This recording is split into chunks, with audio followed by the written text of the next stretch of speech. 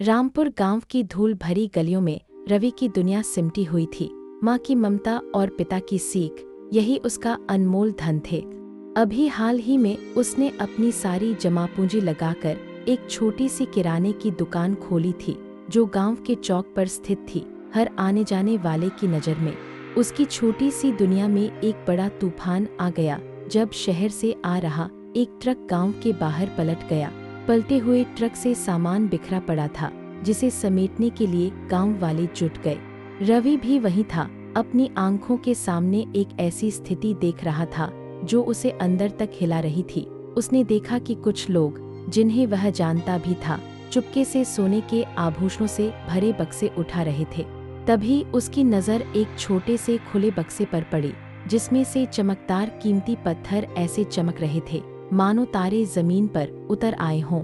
वह दृश्य रवि के दिल में बस गया।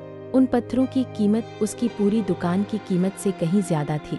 उसकी आंखों के सामने उसकी दुकान की सारी मुश्किलें एक साथ उमड़ पड़ी। सिर पर चढ़ता कर्जा, अगली फसल की अनिश्चितता, पिता की बिगड़ती सेहत और दवाओं का बढ़ता खर्च।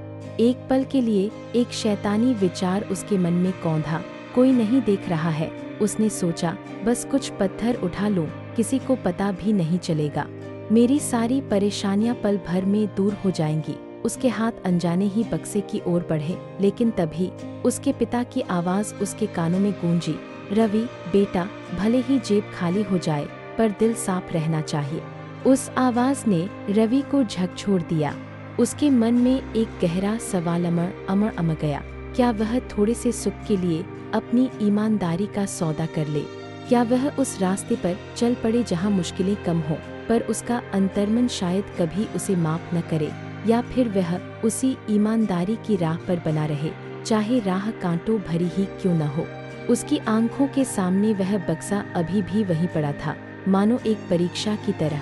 वह समझ नहीं पा रहा था कि उसका असली धन क्या है, उन कीमती पत्थरों का ढेर, या उसके पिता की दी हुई सीख और उसका अपना साफ दिल। यह एक ऐसा प्रारंभिक संकट था जिसने उसकी छोटी सी दुनिया को सवालों के घेरे में ला खड़ा किया था। रवि उस बक्से के पास खड़ा कांप रहा था।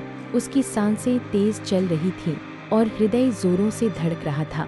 एक ओर अभाव की टीस और लालच की अग्नि थी, जो उसके जीवन की सारी कड़ियां जोड़कर उसे अपनी ओर खींच रही थी, तो दूसरी ओर पिता की वो पुरानी मगर आज भी प्रासंगिक लगने वाली सीख, रवि भले ही जेब खाली हो जाए, पर दिल साफ रहना चाहिए। और साथ ही उसकी अंतरात्मा की मध्यम पर पुकारती हुई आवाज। उसने बक्से को छूने की हिम्मत नहीं की, पर उसकी आंखें वहीं टिकी रहीं, जैसे किसी सम्मोहन में हों। जब ट्रक का मालिक और पुलिस मौके पर पहुंचे, तो भीड़ छंट गई थी। रवि ने देखा कि वो कीमती पत्थरों वाला बक्सा वही था जहां उसने उसे छोड़ा था, थोड़ा सा खुला हुआ। उसके भीतर की चमक बाहर झांक रही थी, लेकिन बक्सा वही होने से उसकी बेचैनी कम नहीं हुई, बल्कि बढ़ गई थी। मन में एक अजीब सी उथल-पुथल मची थी। अगली सुबह जब रवि अपनी छोटी सी किराने की दुकान खोलने जा रहा था, तो उसे गांव के मुखिया श्रीमान वर्मा ने रोका। वर्मा जी वही सम्मानित व्यापारी थे जिनका ट्रक पलटा था। उनकी आंखों में एक अजीब सी गंभीरता थी। उन्होंने रवि से पूछा, कल ट्रक दुर्घटना के समय तुम वहीं थे, कुछ देखा तुमने? रवि का दिल तेजी से धड़कने लगा। एक पल के लिए उसे लगा जैसे वह फंस गया हो। उसके मन में विचार आया, अगर सच बता दिया तो क्या होगा?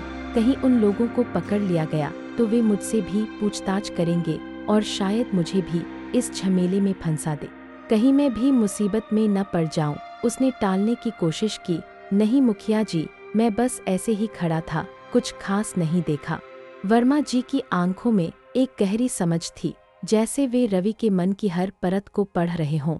वे कुछ बोले नहीं, बस इतना कहकर आगे बढ़ गए, ईमानदारी सबसे बड़ी दौलत है बेटा। यह बात रवि के कानों में गूंजती रही, एक the heavy echo that resonated with his inner turmoil। शाम को उसका बचपन का दोस्त सुरेश उसके पास आया। सुरेश भी कुछ दिनों से परेशान चल रहा था और उसने रवि से पूछा, यार तूने कल कुछ उठाया क्या? वो बक्सा तो वही था, मैंने खुद देखा था, क्या पता तूने कुछ छुपा लिया हो। रवि ने सुरेश से बात छिपाने की कोशिश की, लेकिन सुरेश को शक हो गया। सुरेश ने प्रस्ताव दिया, अरे हम दोनों भाई भाई हैं, अगर तूने कुछ लिया है तो बता, हम दोनों मिलकर बेच देंगे, किसी को पता भी नहीं चलेगा और हम रातों रात अमीर हो जाएंगे। सुरेश का प्रस्ताव रवि को और भी उलझा रहा था। एक तरफ गांव के मुखिया की गहरी समझदार नजरें और दूसरी तरफ दोस्त का लालच भरा प्रस्ताव। रवि को समझ नहीं आ रहा था कि कौन सा रास्ता सही है और कौन सा गलत। यह नैतिक दुविधा उसे अंदर ही अंदर खाई जा रही थी। वह समझ नहीं पा रहा था कि इस जाल से कैसे निकले। तभी उसके दिमाग में एक और ख्याल आया। उसने देखा कि जब लोग उस दुर्घटना के माल को उठा रहे थे तो उनके चेहरे पर खुशी कम और डर व चिंता ज्यादा थी। इस विचार ने उसके भीतर कुछ बदलने की एक हल्की सी चिंगारी जगाई। सुरेश के जाने के बाद रवि अकेला बैठ गया। उसके मन में विचारों का बवंडर चल रहा था। उसने सोचा, अगर मैंने उन कीमती पत्थरों को उठाया होता तो क्या होता। शायद मुझे कुछ दिनों के लिए पैसे मिल जाते, लेकिन क्या मेरा मन शांत रहता? क्या मैं अपनी माँ की आंखों में आंखें डालकर बात कर पाता? क्या मैं गांव वालों के बीच सिर उठाकर चल पाता? उसके मन के भीतर एक अनजानी बेचैनी थी, एक अनोखा डर जो लालच के पीछे छिपकर वार कर रहा था। उसने सुरेश की बात को याद किया, हम दोनों भाई भाई हैं, लेकिन क्या यह भाईचारा लालच में साथ देना है या सच का साथ देना? यह सवाल रवि के ज़हन में बार बार कौंध रहा था। उसे अपने बचपन की एक घटना याद आई। जब वह छोटा था तो उसने गलती से एक बच्चे का खिलौना उठा लिया था। उसे बहुत डांट पड़ी थी और उसे वह खिलौना वापस करना पड़ा था। उस समय उसे बहुत शर्मिंदगी महसूस हुई थी, लेकिन बाद में जब उसने खिलौना वापस किया और माफ़ी मांगी तो उसे जो आंतरिक शांति मिली थी वह आज भी उसे स्पष्ट रूप से याद थी। उस पल की सुखद अनुभूति उसके मन में फिर से ताज़ा हो गई। उसे अपने पिता के शब्द फिर से याद आए जो उसके जीवन का आधार थे, रवि, भले ही जेब खाली हो जाए पर दिल साफ रहना चाहिए। ये सिर्फ शब्द नहीं थे, बल्कि जीने का एक तरीका थे, एक ऐसा मार्गदर्शक सिद्धांत जो उसे हमेशा सही राह दिखाता था। रवि ने महसूस किया कि वह लालच और डर के कारण अपने सिद्धांतों से समझौता करने की कगार पर था। वह अपनी गलती या अपने डर को समझने लगा था। उसका डर यह था कि अगर उसने सच कहा तो शायद उसे भी पुलिस या व्यापारी के गुस्से का सामना करना पड़ेगा। उसे डर था कि कहीं उसे भी इस मामले में फंसाया न जाए, लेकिन वह यह भी समझ गया था कि इस डर का सामना करने से ही वह वास्तव में आज़ाद होगा। इस पल उसे एहसास हुआ कि डर के आगे ही जीत है। उसने फैसला किया कि वह अब इस भ्रम में नहीं रहेगा। वह अपनी अंतरात्मा की आवाज़ सुनेगा, वही जो उसे सही रास्ता दिखा रही थी। यह रास्ता आसान नहीं था, उसमें कठिनाइयाँ थीं, अनिश्चितता थी, लेकिन यही उसका असली धर्म था, उसकी सच्ची पहचान थी। उसने यह दृढ़ निश्चय कर लिया कि वह वर्मा जी के पास जाएगा और सच बताएगा, चाहे उसका परिणाम कुछ भी हो। उस पल रवि के मन में एक अजीब सी शांति छा गई, एक दृढ़ता आ गई जो उसने पहले कभी महसूस नहीं की थी। यह आत्मबोध का क्षण था जहां उसने अपनी आंतरिक शक्ति को पहचान लिया था। अगली सुबह रवि का मन हल्का था, भले ही उसका पेट खाली हो। उसने अपनी दुकान खोली और सीधे मुखिया वर्मा जी के घर की ओर चल पड़ा। गांव की सुबह की ताज़ी हवा में भी एक अजीब सी बेचैनी थी जो रवि के भीतर चल रही उथल-पुथल का ही एहसास करा रही थी। जब वह वर्मा जी के सामने खड़ा हुआ तो उसकी आवाज़ थोड़ी कांप रही थी, लेकिन उसकी आंखों में सच्चाई की एक नई चमक थी जो डर को कहीं पीछे छोड़ आई थी।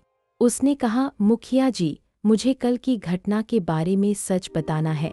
जब ट्रक पलटा था तब मैंने एक छोटा बक्सा देखा था जिसमें कीमती पत्थर थे। मेरा मन ललचाया था, सच कहूँ तो बहुत ललचाया था, लेकिन मैंने उसे छुआ नहीं। पर मुझे यह बताते हुए भी डर लग रहा था कि कहीं वे पत्थर मेरे हाथ से छूट न जाए और मुझे कोई मुश्किल न हो। लेकिन अब मैं समझ गया हूँ कि सच बोलना ही मेरे लिए सही है, चाहे परिणाम कुछ भी हो। वर्मा जी ने रवि की बात ध्यान से सुनी।